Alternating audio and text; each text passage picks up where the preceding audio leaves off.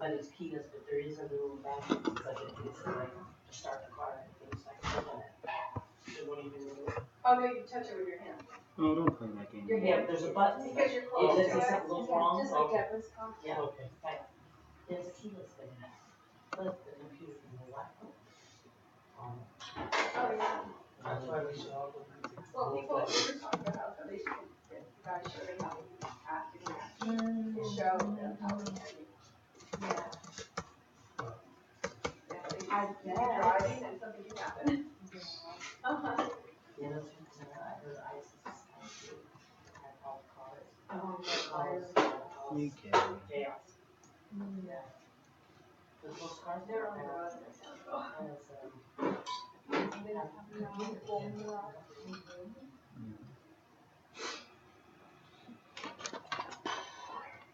Technicals. Delete. Delete.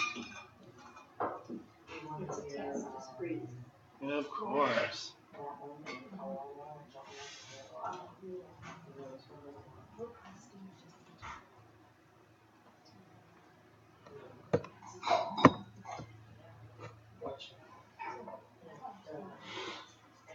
Okay. Welcome everybody. We got a good temperature in here. Not too bad. Hop in the freezer so I can get a little cooler. Just in case it does get a little warm in here. Fantastic! Lots of new faces. This is awesome. Everybody's coming back in here. School's starting, so I know how that works. Like I say, a little more normal on the lifestyle. Kids are finally going to bed somewhat early. This is kind of nice. So it's very interesting tonight's talk. This is going to be something where I've been working with this type of program for probably close to 10 years now. It was the simplest thing I could possibly do to benefit myself when all I knew was minerals and clays and things like that and what their function was in terms of human health. So I was taking a lot of my geology background and a lot of my mineral mining and material and saying, okay, I know this at least is how it works. So let's get some understanding behind it because I want everybody to be able to leave tonight and give a little bit of this some trials. You know, again, I love the fact that we can come here and we can to try to get this into function in your lifestyle. Not just something we talk about and go, oh, that sounds fantastic, but no, we really go home and do this. Have I told pretty much everybody here about the magnesium bath? Right? Does everybody understand the magnesium bath? Okay. No? We'll get there. We'll get everybody up to speed. So that's nice, though. A few people yes, a few people no. I love it when you go home and you actually say, I know now why to do this, and therefore you don't have any real reasons as to not do it. Until the next time I see you, and then you go, ouch, this hurts, and I go, did you listen? No? Okay, fine. Now you've got the real reason to go and do this for yourselves. So this is very critical, and I love this process. But your bathtub is this beautiful healing place in your house. If you don't have one, I feel really bad for you. That means you need to get a 5-gallon bucket, and you need to make the bath inside your 5-gallon bucket. It's not that I want you to fit in the 5-gallon bucket. That would be pretty interesting. But I want you to be able to use the same principles in a 5-gallon bucket if you don't have access or use of a bathtub. So this process is one that I really love tonight's kind of mindset change. And we'll do that before we do our breathing. But the idea, as we've been going through this year, the main sort of motto or theme or whatever you want to call that is own your health. You got to do it yourself. And that's one of those funny things. Everybody here has been charged with being able to take care of themselves. I'm the only person, as far as I know, in the room who's actually taken upon themselves to try to take care of other people. So if you feel like you're really good about pointing across the room and going, yep, that person needs this, I can totally see it. Now it's time to turn around just a little bit, go back into understanding that you're supposed to take care of you. And then once you take care of you very well, then you start giving more to everybody else and it really becomes wonderful.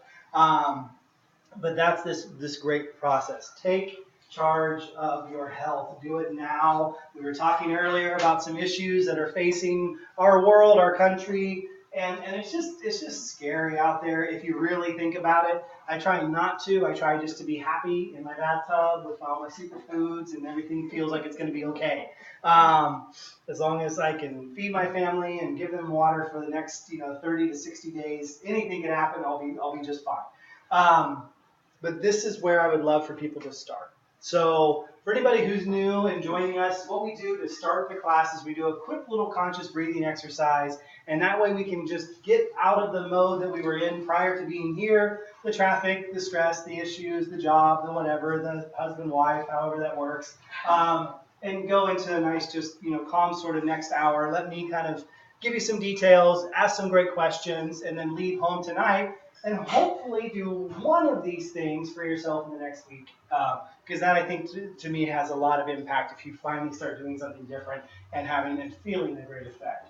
So the way we do the breathing exercise is we actually love to take in that quick breath, 7 seconds of breath in, holding once we get our full set of lungs, 8 seconds of breath out. We'll do that twice, and then we'll do 30 seconds of just normal breathing, and then we can start the rest of our evening. So if you'll follow along with me, people who are catching us online, thank you so much. We'll do this very slowly, very quickly. I'll count. I'll tell you how it's going to go. That way you don't have to question, and it just makes it really simple. 7 seconds of breath in. Nice big full lungs. And then 8 seconds of breath out. Coughing's okay, all the way down. 7 seconds of breath in. Better lungs. And then 8 seconds of breath out. Fantastic. And then 30 seconds of just normal breathing, and then we'll get on with the rest of the evening.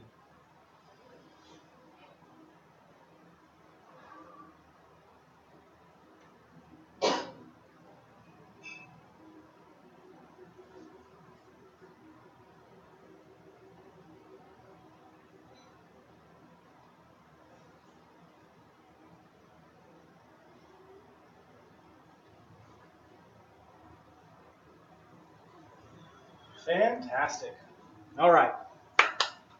So, hi, welcome. Let me get you a chair. Oh, we got one chair right here. First has to be a little less comfortable for the rest of the class. All right.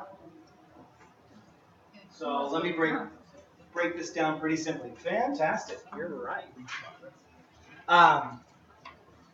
Everybody understands the term detox, right? What's your definition? Getting rid of all the waste and poisons in your body. Waste and poisons, getting rid of waste and poisons in the body. Okay, fantastic. How do you detox? Sweat. Sweat's a good one. Okay, fantastic. Urination. Urination, fantastic.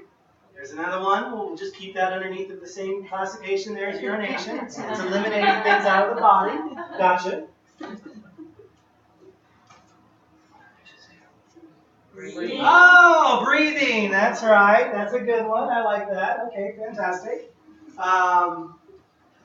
We are so fortunate to live inside a body that actually tries very hard to clean itself.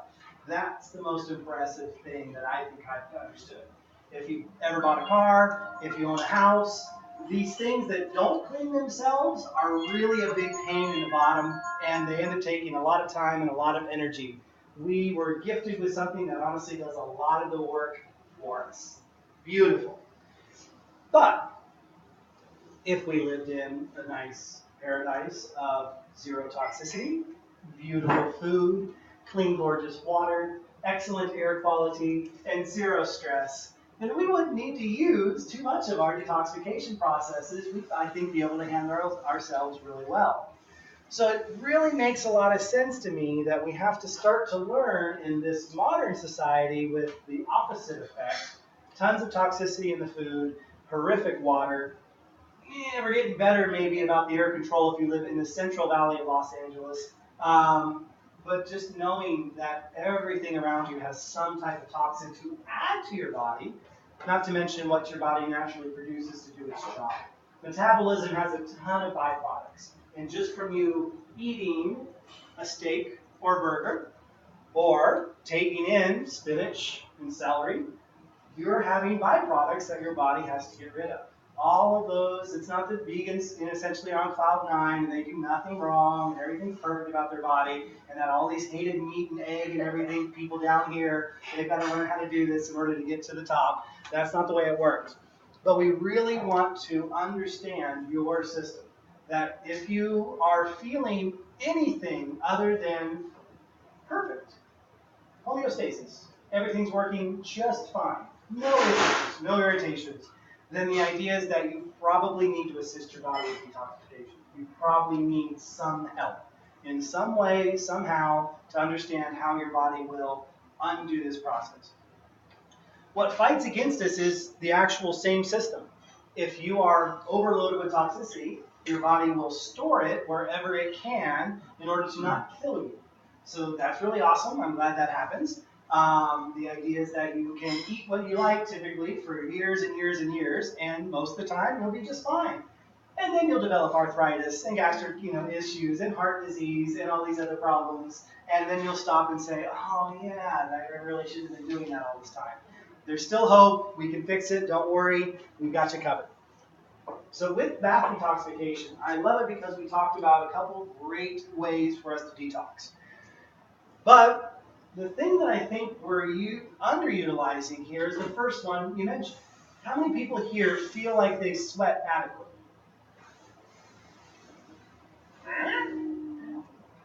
If you work hard. Okay, so if you're working out, okay, you can make yourself sweat. Yeah. And so, okay, but still not. So if you do some energy exercises or you do a few burpees, like I said, you'll pull up some good sweat. Okay, I like that. That shows there's some response. Do you know that? Well, when you're sweating, that's hot. Of course, good temperature. Do you know that some people, this is probably the first sign of toxicity if you are a non-sweater? Non-sweater. The only time I do it is Not Christmas humid sweater. and hot. Humid. Humid and hot. It's Humid the and only hot. time I'll really So you do should sweat. move to Louisiana. Yeah. Out of the flood zone. Yeah. You should be moving to Louisiana then. So if you're like working out and you're not sweating, then okay. Problems. Yeah, 'cause I don't. Problems. But you get at least about 20 minutes. Well, it depends. So what's funny about this is that your body's lymph system, directly underneath of your skin system, knows how much fat soluble and water toxicity you can put through the skin before, and I know this is something that a lot of people might tell me was a previous issue, people who don't sweat well. Did you at one time have psoriasis or eczema or some type of skin irritation issue that you've kind of been working against? No? Never had anything like that bothered anything? All right.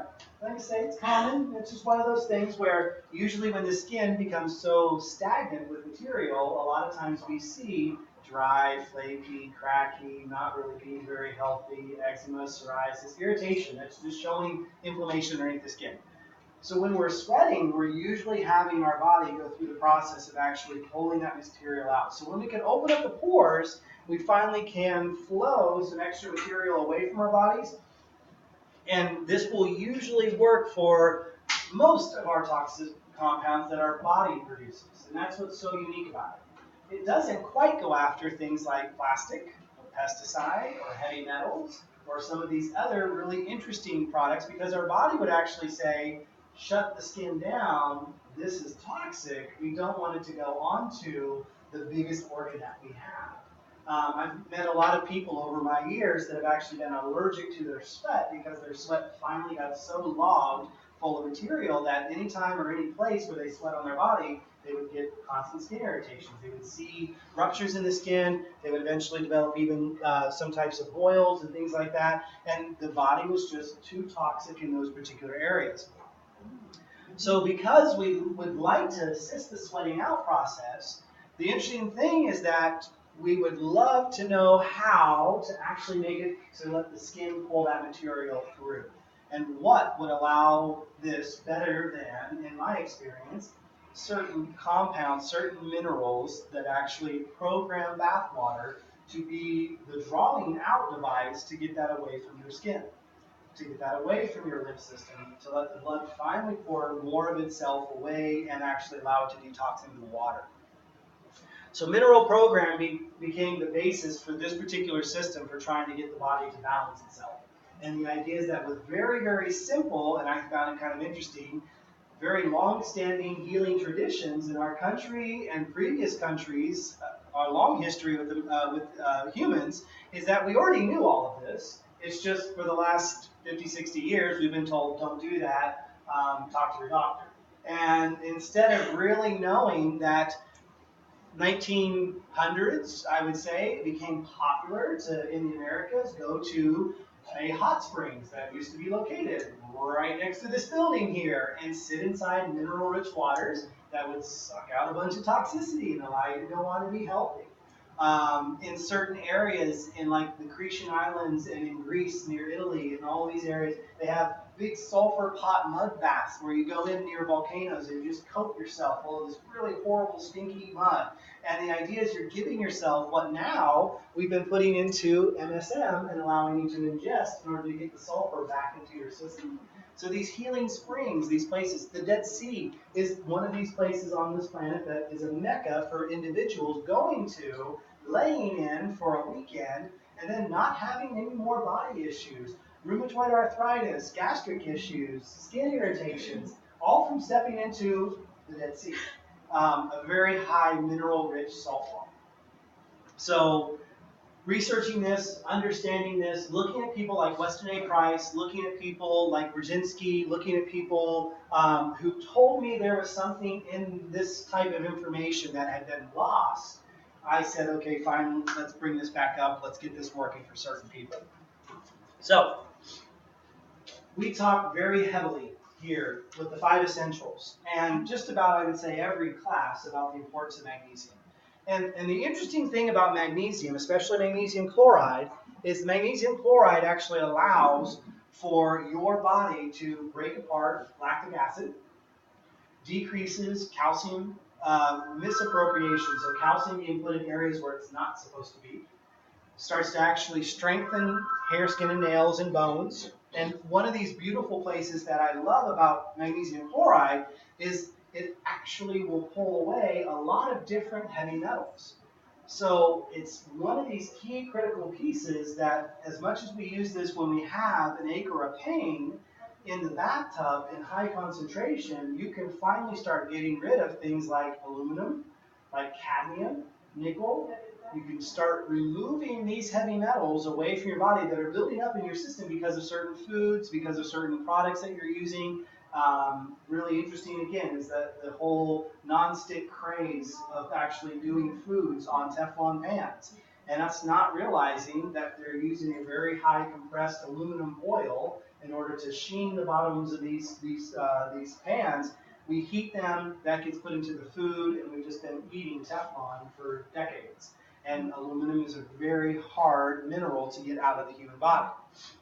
So magnesium chloride does this beautiful place for starting to actually get our system to function a little bit better, and we really want to start understanding that this means the basis, the foundation, is to start using something like a mineral flake, a magnesium flake salt, or Dead Sea salt. If you can start there in terms of that detoxification and be consistent with it. Don't just do it when you hurt or there's a problem.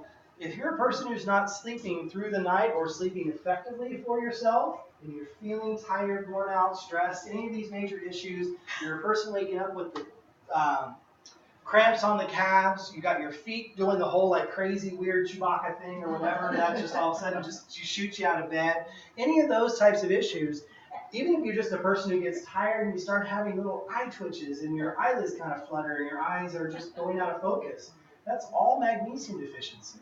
So not only is it going to have benefit to that, When the skin jumps, when you visibly, Yep. that's magnesium. That's magnesium deficiency. That's just a muscle spasm.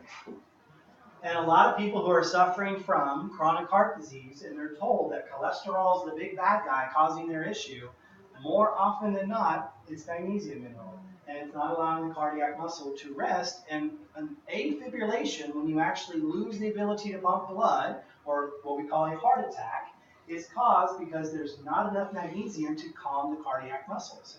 So that's extreme magnesium deficiency for people who are trying to stay away from those types of issues.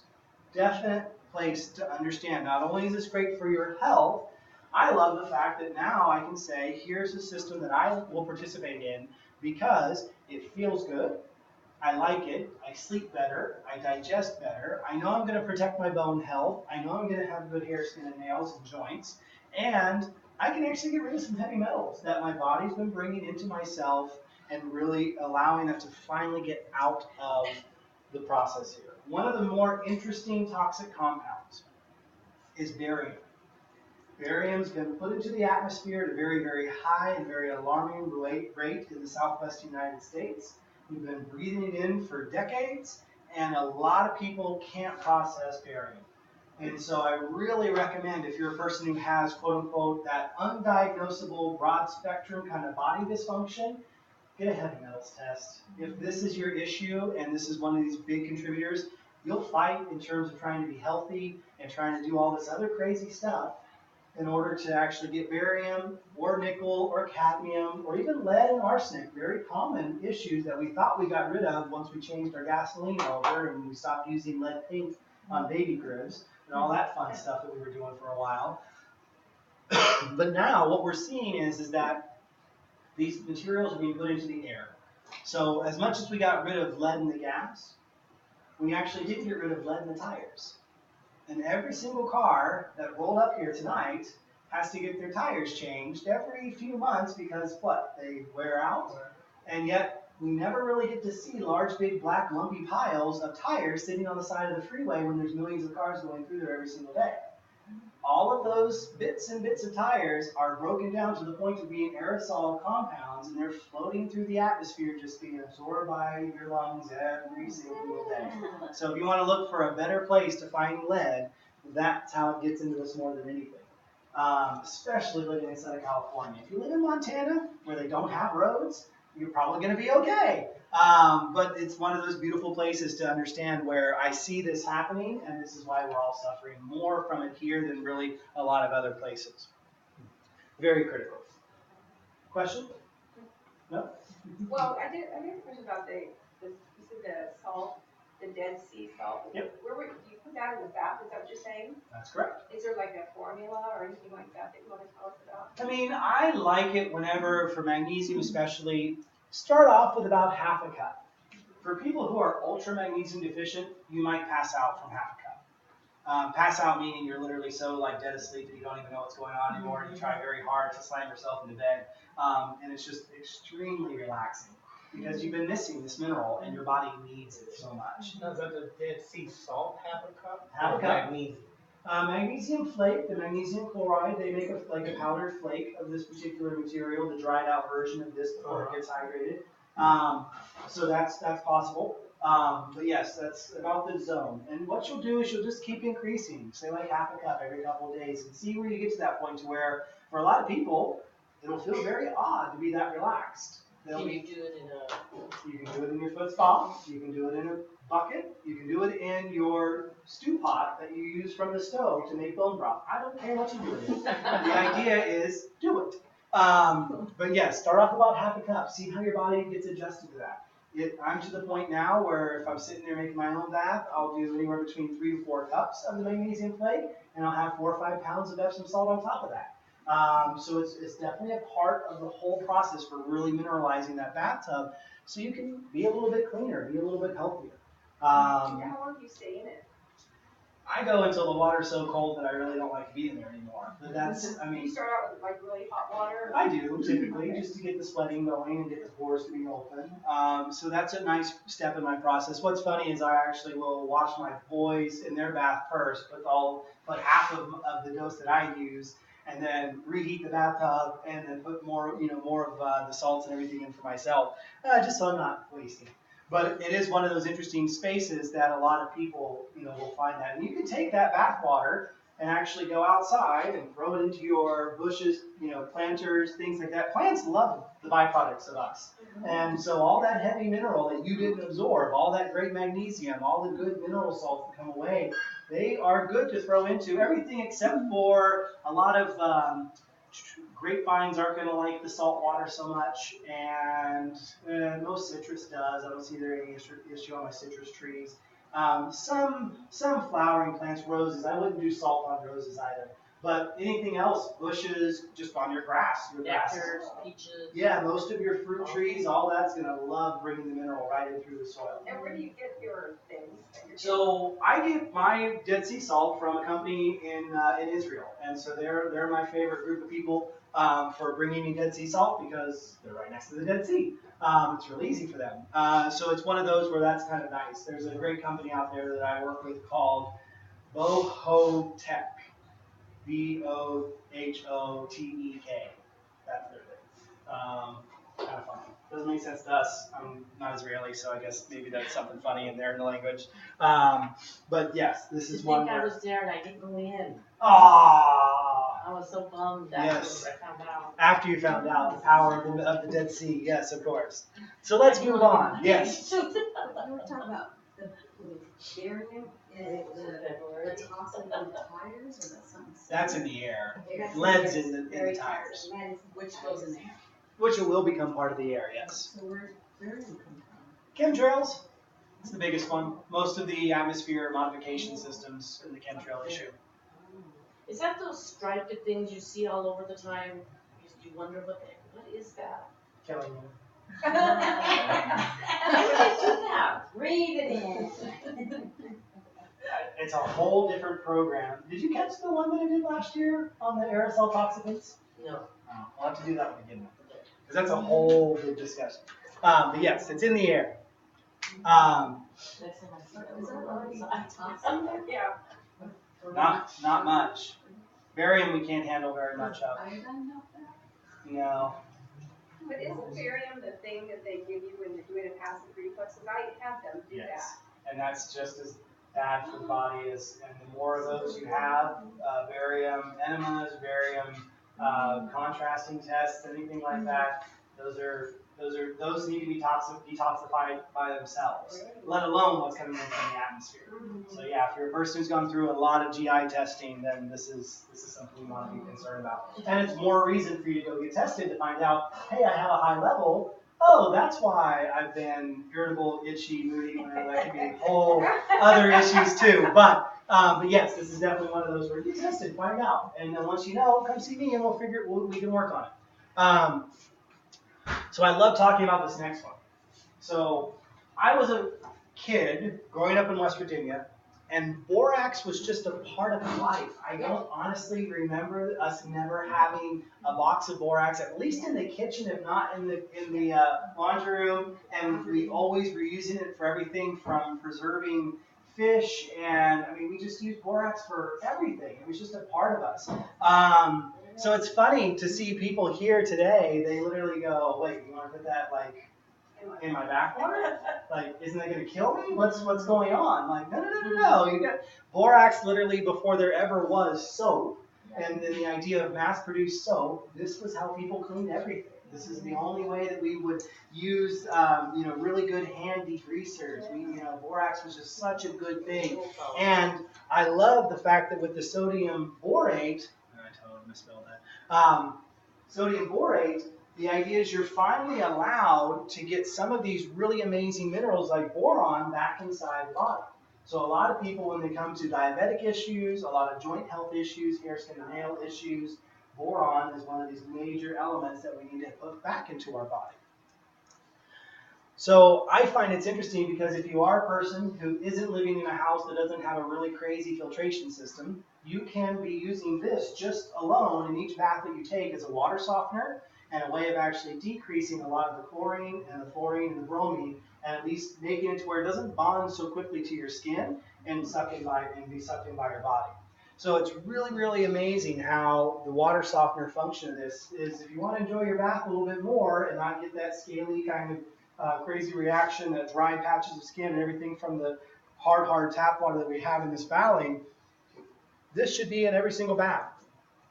Same thing applies. I like for it to start off at about half a teaspoon or half a cup, and then move up for your body, and depending on when you start to feel any kind of reaction. because of borax and being an antifungal, this was the one that as I started using higher and higher doses, eventually I got to the point to where something jumped out of my body. I don't know what it was, and was in the bathtub and swimming and doing its little thing. Some type of paramecium, some type of single-celled little flagella looking guy. There was a few of them in the bathtub. Yes, out of the skin. Well, I think out of the skin. Can't always be for sure on that one. I was just in the tub, and all of a sudden, there's something moving in the water. This is pretty crazy.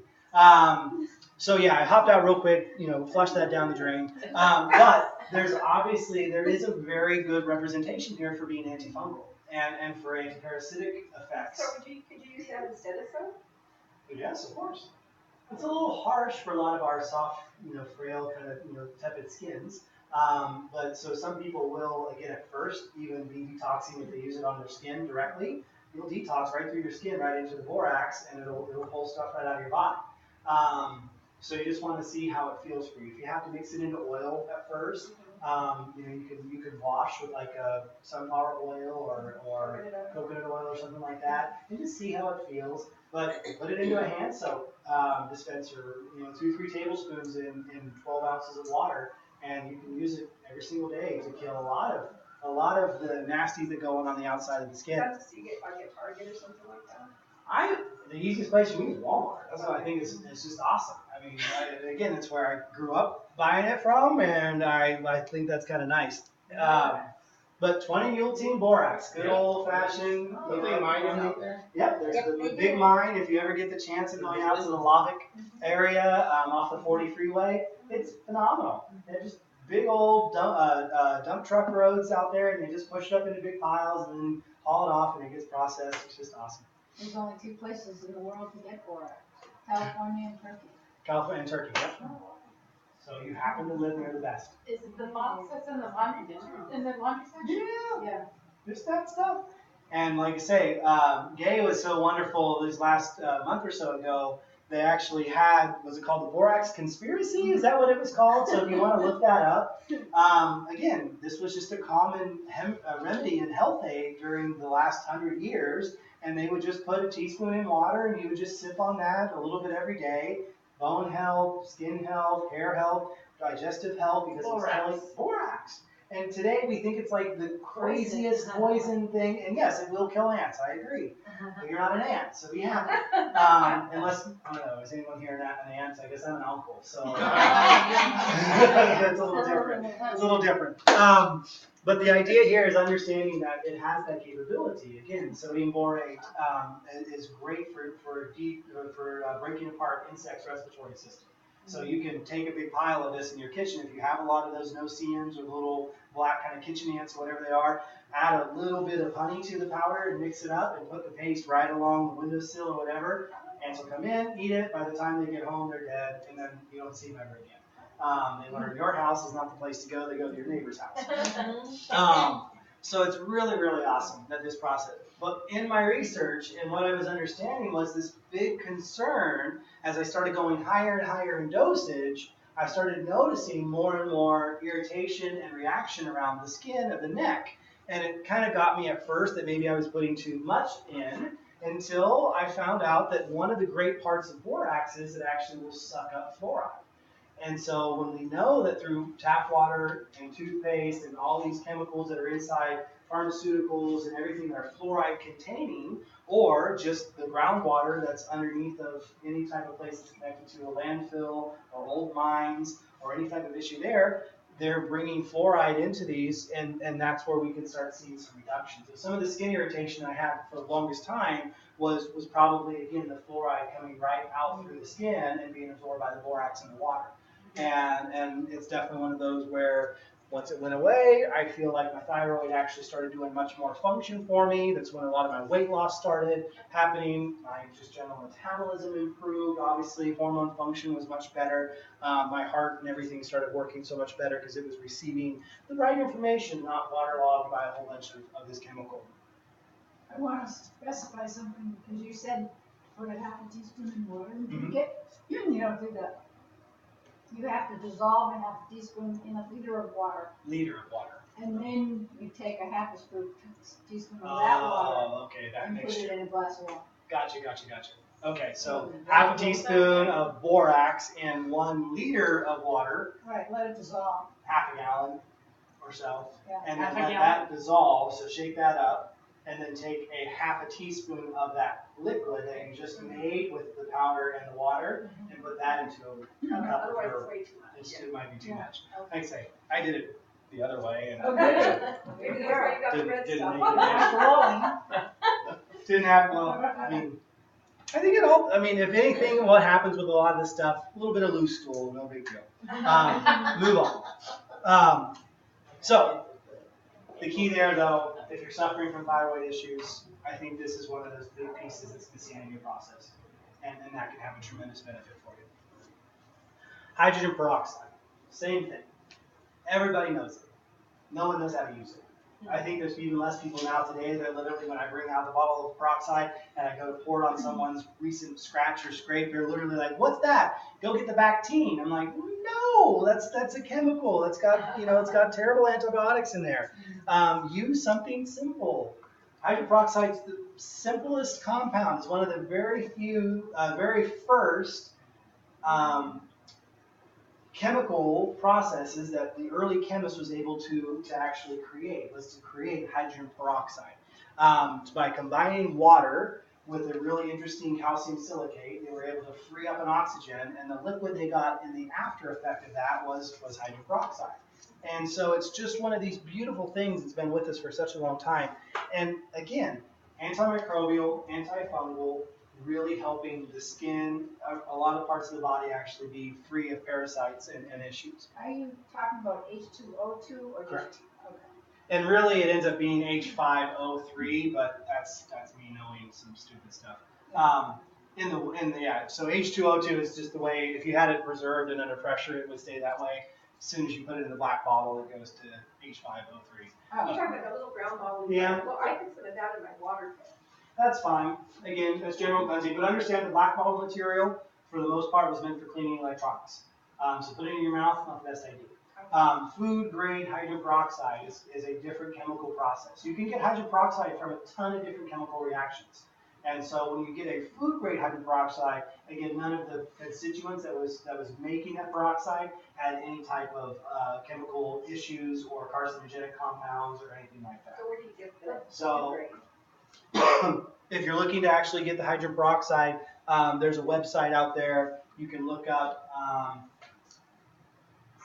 purehealthsystems.com, or you can send me an email, and I can be sure on that one. But I think that's what they call themselves. So it's really amazing, because you can start killing bacteria, you can start killing candida, you can start getting rid of all of these really... And then you can take also. You can take it. It's a little bit different process. It takes about 30 days to get your body used to it. I've done that for years, and I absolutely love it. What's nice, though, is, again, it helps purify the skin. You finally get some extra oxygen to your dermis. If you're a person who knows you don't have great lung function and a great breathing system, you can finally nutrify from the outside in all this good oxygen. And what I've discovered is that's really amazing about the hydrogen peroxide molecule is it is one of those that can help you establish better pH. And it's one of those that I really enjoy because it's simple, it's relatively cheap, and you can use it in so many different ways. So not only do I clean with hydrogen peroxide, but I bathe with hydrogen peroxide, I drink hydrogen peroxide. It's in my medicine cabinet. It's a part of just every little aspect that we go through. And How do you store it? well, usually they come in white, opaque plastic jugs, and those are pretty simple. So I'll put them in the garage, though, because peroxide, when you buy it food grade at 35%, is corrosive. So if you get it on your hands, direct contact, it will burn your skin. So you got to learn how to play with it in order to be safe. So I don't bring it to the house, and it's definitely one of those where I try to keep it away from the kids as best as possible.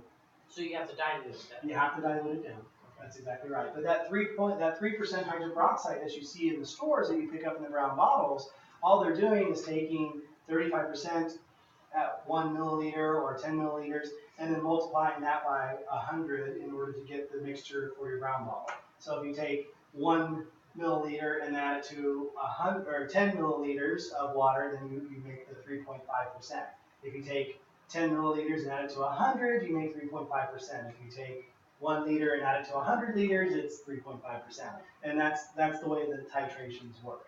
Like I said, a little bit of a chemical nerd background that I get to have in order to know that stuff. But I can help break all that down for you and make it really simple. The nice thing for a lot of people is, are you washing your vegetables and get rid of the pesticides and the issues that are in the air that's floating down onto even your organic vegetables? And if you're not, this is a great way to start cleaning your vegetables so much more effectively. A lot of people are sensitive to ground molds and different types of things that are just in the natural environment, even surrounding organic vegetables. And you just don't think about that when you wash and chop up your veggies before you throw them into a salad.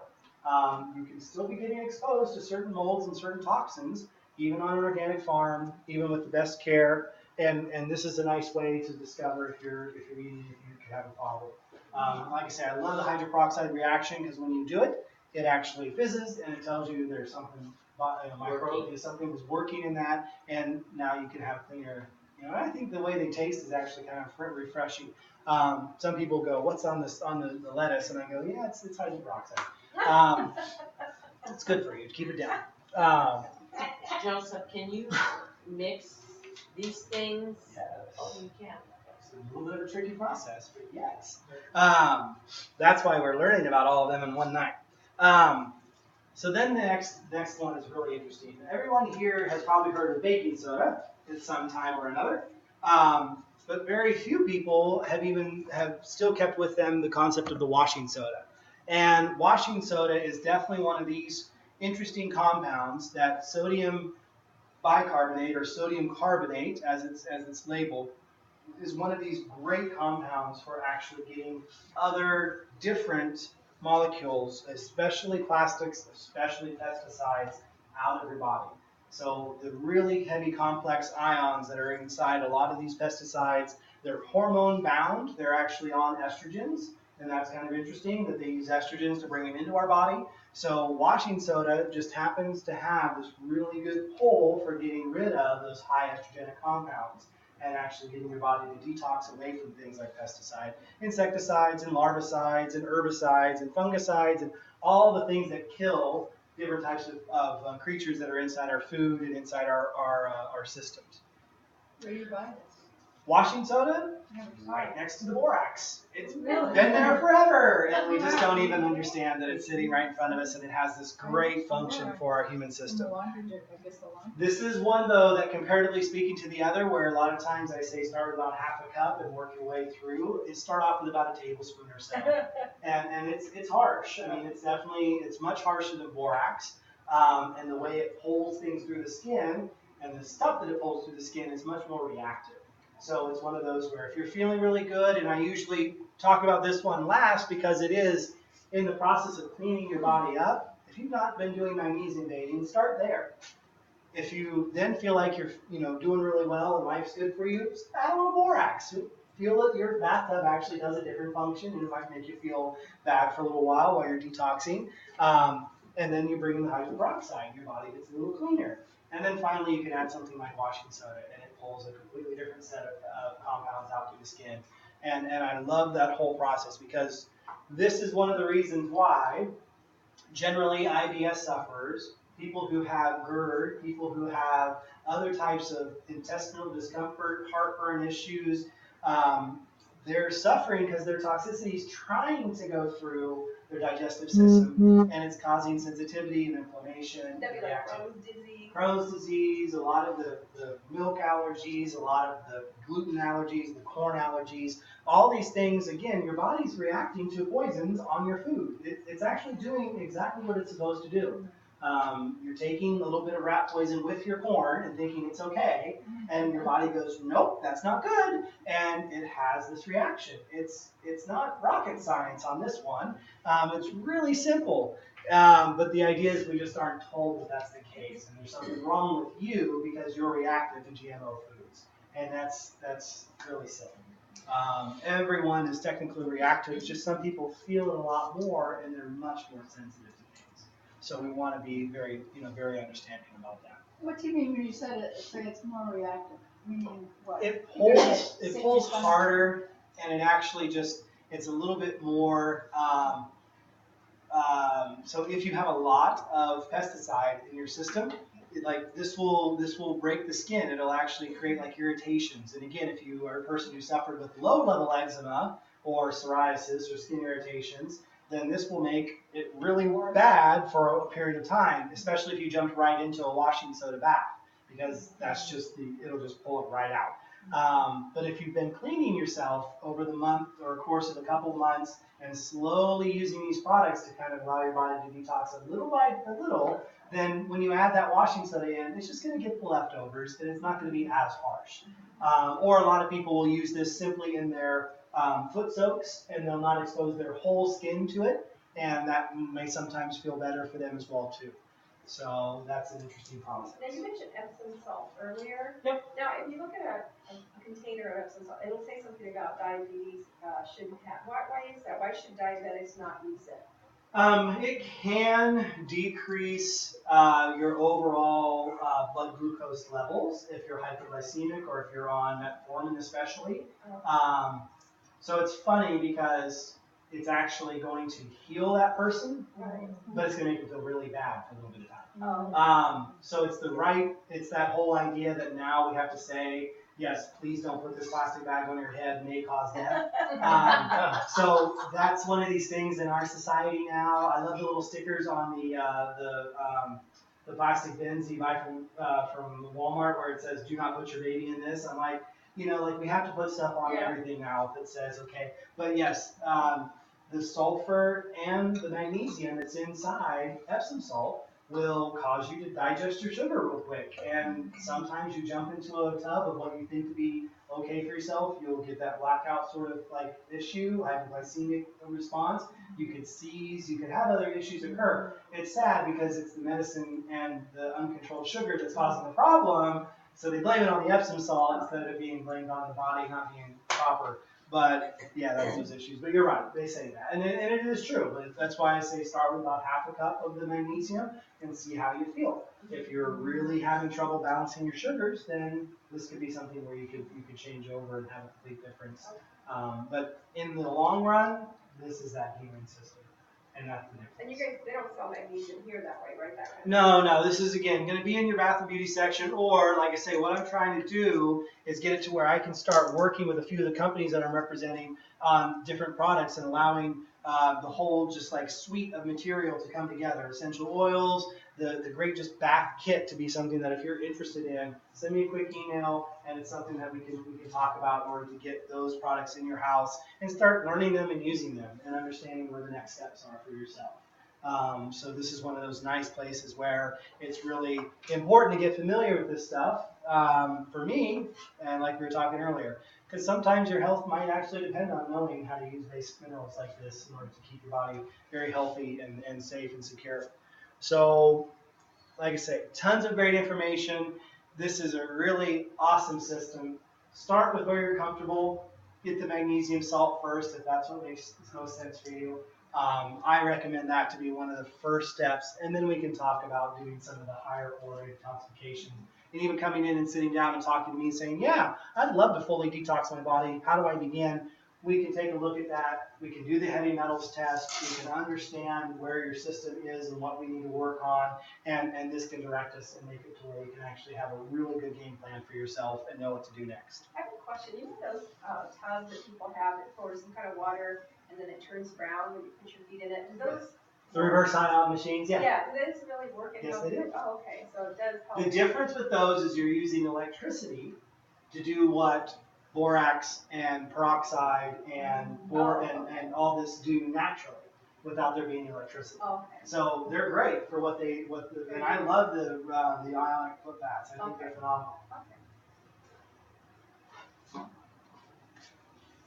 So, everyone gonna go home and take a bath? Yeah. Yes. What if you You don't all like got- baths? If you don't like baths, get your feet into something nice. And that way, have That I John, can do. have John get you one of those nice, like bubbly kind of, foot spas or something like that. And that way, at least you can just sit there and watch TV Yeah, and be that I like, can do. that's I can't sit in the bathtub. well, if you're uncomfortable sweating, then that might actually make a lot of sense. Okay. So being in the hot water might be too much for you. Small. But that's where it's also, even one of the things I would say is that if you don't like being in a bath, try to head over to the salt room. Well, that's another issue altogether. But no, there's also one of these really amazing things that we have in town. Over by the Kmart Shopping Center in Artisan's Palette, they have something called the salt room. And you actually go in and you sit down on big flat blocks of salt. And technically the same thing that's happening in the bathtub just does right through the skin, and you get to do the detoxification. It's the salt, it's the bath, it's the salt house. Salt It's bath. called the salt room or something like that. Yep, Oh, right near Kmart, oh, over there by Artisan's Palette and Hobby Lobby and oh, okay. Oh, okay. that area. You just sit there. Just sit there, just like a sauna. Now, Oh, now that I can do. does the Calvary have like the mineral baths on here or no? I don't know that they open them to the public if they have them. They have, they don't. Yeah. So, They are the hot springs and they are mineral baths. yeah, But but they don't let us walk in there. Well, no, you They're don't have, private, you have to have a reason. If you go to a retreat, yeah, you can use it, but Yeah, so go you to a come back retreat. and use it. So, or be a student, maybe. Yeah, or Yes, a student, yes. right. There, so that they might have some benefits. It's really kind of funny that they did what they did there. But you can also go up to Glen Ivy, and they try very hard to have the mineral muds and the mineral waters up there. And that's a nice place. The hot springs at Glen Ivy are nice. And there's other places. Agua Caliente is another place that has natural hot springs. Up near 29 Palms has their own natural hot springs. They're around. But it is one of those where you have to usually hike a little bit to get to some of them. But yeah, this is a way of you bringing it to your home and getting it to be functional for yourself. So, And it'd be okay to do every day. I mean, at first, I highly recommend it, especially if you're just trying to rebuild your body in the way of saying, okay, my health's important.